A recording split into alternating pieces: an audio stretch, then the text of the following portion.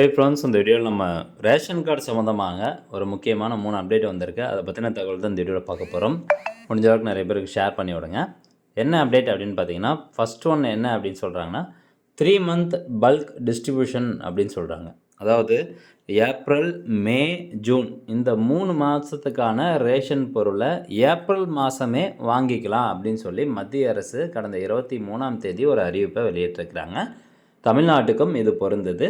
அதாவது ஏப்ரல், மே, ஜூன் இந்த 3 மாதத்துக்கான ரேஷன் பொருளை நீங்கள் ஏப்ரல் மாதமே ஒரே டைமில் வாங்கிக்கலாம்.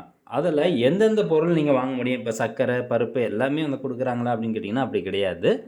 எலிஜிபிள் சப்ளைஸ் பொறுத்த வரைக்கும் அரிசி, கோதுமை இது 2 மட்டும் அந்த ஏப்ரல், மே, ஜூனுக்கான பொருளை இந்த ஏப்ரல் மாதமே வாங்கிக்கலாம் அப்படின்னு சொல்லியிருக்கிறாங்க. இப்போ மீதி இருக்கக்கூடிய பருப்பு, சர்க்கரை இதெல்லாம் வந்து பார்த்திங்கன்னா நீங்கள் அடுத்தடுத்த மாதம் கூட வாங்கிக்கலாம் அப்படிங்கிறது தான் அதில் சொல்லியிருக்கிறாங்க.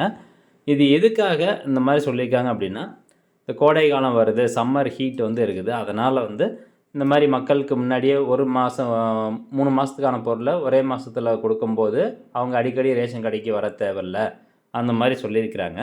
ஆனால் இதனுடைய மெயின் பர்பஸ் என்ன அப்படின்னு கேட்டிங்கன்னா, ஸ்டாக் மேனேஜ்மெண்ட். அதாவது இப்போ ஏற்கனவே இருக்கக்கூடிய அந்த அந்த பொருள் கிடங்கு இருக்குது பார்த்திங்களா, வேர் ஹவுஸ்.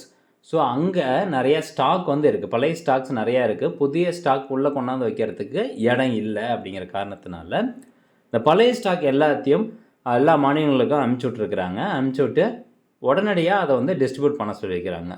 ஸோ இந்த பழைய ஸ்டாக் டிஸ்ட்ரிபியூட் பண்ண ஆரம்பிச்சிட்டாங்கன்னா கிடங்கு வந்து காலியாகும்போது புது ஸ்டாக்கை உள்ளே கொண்டாந்து அந்த வேர் ஹவுஸில் வச்சுக்கலாம் அப்படிங்கிறதுக்கான ஒரு நோக்கமாக தான் இதை கொண்டு வந்திருக்காங்க.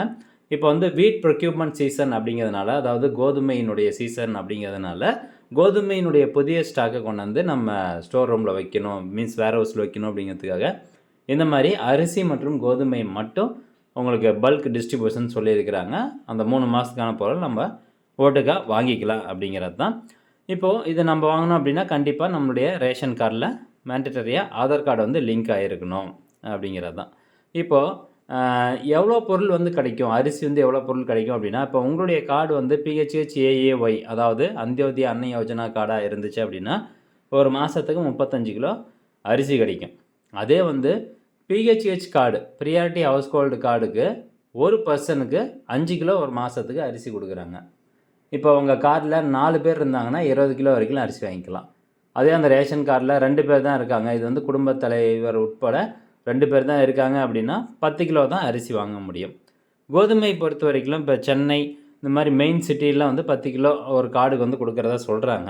ஆனால் எல்லா இடத்துலையும் பார்த்தீங்கன்னா மேக்ஸிமம் கோதுமை பொறுத்த வரைக்கும் அதிகபட்சமாக 5 கிலோ தான் வந்து கொடுக்குறாங்க. ஓகே, இப்போது இன்னொரு முக்கியமான விஷயம் என்னென்னா, இந்த ரேஷன் கார்டில் நம்மளுடைய ஃபிங்கர் பிரிண்ட்டு KYC வெரிஃபிகேஷன் வந்து பண்ணணும் அப்படின்னு சொல்லியிருந்தாங்க. அதுக்கான கடைசி தேதி மார்ச் 31. நல்லா கேட்டுக்காங்க, மார்ச் 31க்குள்ளார. நேற்று கூட ரேஷன் கடையில் கேட்டு தான் வந்தோம். மார்ச் 31, 2026க்குள்ளார PHH அதுக்கப்புறம் AAY கார்டு வச்சுருக்கீங்க கண்டிப்பாக அந்த அந்த அந்த கார்டில் இருக்கக்கூடிய குடும்ப உறுப்பினர்கள் உட்பட எல்லாருமே கைவிரல் ரேகை பதிவு பண்ணணும். அப்படி பதிவு பண்ணல அப்படின்னா ஏப்ரல் 1ஆம் தேதியிலேருந்து யார் யாரெல்லாம் கைவிரல் ரேகை பதிவு பண்ணலையோ அவங்களுடைய பெயர் ரேஷன் கார்டிலேருந்து நீக்கப்படும் அப்படின்னு சொல்லியிருக்கிறாங்க.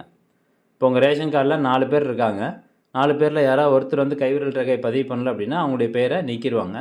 அப்போ என்ன ஆகும், நமக்கு கிடைக்கக்கூடிய அந்த அரிசி இதெல்லாமே வந்து குறைய ஆரம்பிச்சிடும். ஸோ அதனால் எல்லாருமே அந்த கைவிரல் ரேகை பதிவு பண்ணிக்கோங்க. யார் பதிவு பண்ணணும் அப்படின்னு கேட்டிங்கன்னா, 5 வயசுக்கு மேலே ஆயிடுச்சு அந்த ரேஷன் அட்டைதாரர்கள், குடும்ப உறுப்பினர்கள் முதற்கொண்டு அந்த குடும்ப உறுப்பினர்களில் 5 வயசுக்கு மேலே இருந்தாங்க அப்படின்னா கண்டிப்பாக அவங்க அந்த ஃபிங்கர் பிரிண்ட் வந்து பதிவு பண்ணணும். இந்த ஃபிங்கர் பிரிண்ட்டை பதிவு பண்ணுறதுக்கு முன்னாடி அந்த குடும்ப உறுப்பினருடைய ஆதார் கார்டில் கண்டிப்பாக பயோமெட்ரிக்கை வந்து அப்டேட் பண்ணியிருக்கணும். பயோமெட்ரிக் அப்டேட் பண்ணால் மட்டும்தான் ரேஷன் கார்டில் எடுத்துக்கும். இப்போ உதாரணத்துக்கு 4 வயசில் ஒரு 3 வயசில் ஒரு குழந்தைக்கு வந்து நீங்கள் ஆதார் கார்டு எடுத்திருக்கீங்க, அவங்களுடைய பெயரை ரேஷன் கார்டில் சேர்த்துட்டீங்க. இப்போ அந்த குழந்தைக்கு 7 வயசு, நீங்கள் இன்னும் ஆதார் கார்டில் பயோமெட்ரிக் அப்டேட் பண்ணாமல் ரேஷன் கார்டில் போயிட்டு நீங்கள் கைரேகை பதிவு பண்ணணும் அப்படின்னா பண்ண முடியாது. ஸோ அதனால் ஃபஸ்ட்டு ஆதார் கார்டில் அந்த பயோமெட்ரிக் வெரிஃபிகேஷன்லாம் பண்ணிக்கோங்க. இந்த வெரிஃபிகேஷன் எதுக்காக KYC அப்படின்னு கேட்டிங்கன்னா, இப்போது ரேஷன் கார்டில் இருக்கக்கூடிய குடும்ப உறுப்பினர்கள் யாராவது இறந்துட்டாங்க அப்படின்னா அவங்களுடைய பெயரை நீக்குவதற்காகவும், அதே மாதிரி அந்த மாதிரி ஃப்ராட்லாம் நடக்குது இல்லைங்களா. ஸோ ஒருத்தர் பேர் வந்து 2 ரேஷன் கார்டில் பதிவு பண்ணியிருப்பாங்க, அந்த மாதிரி இருந்தால் அவங்களுடைய பெயரை நீக்குவதற்காகவும் இந்த மாதிரியான ஒரு வெரிஃபிகேஷன் ஸ்டேஜ் வந்து வச்சுருக்காங்க. ஸோ அதனால் இந்த ப்ராசஸும் கம்ப்ளீட்டாக முடிச்சுக்கோங்க. இப்போது ஏற்கனவே உங்களுடைய ரேஷன் கார்டில் இருக்கக்கூடிய குடும்ப உறுப்பினர்கள் இந்த ஆதார் வெரிஃபிகேஷன் பண்ணிட்டாங்களா, ஃபிங்கர் பிரிண்ட் வெரிஃபிகேஷன் பண்ணிட்டாங்களா அப்படிங்கிறத நீங்கள் ஆன்லைன் மூலமாக செக் பண்ணி பார்க்க முடியும். அது எப்படி செக் பண்ணுறது அப்படின்னா அடுத்து நம்ம சேனலில் ஒரு வீடியோ போடுறோம். ஸோ இந்த தகவல் கண்டிப்பாக உங்களுக்கு பயனுள்ளதாக இருக்கும் அப்படின்னு நினைக்கிறேன். மீண்டும் அடுத்த ஒரு நல்ல பதிவில் சந்திக்கலாம். நன்றி, வணக்கம்.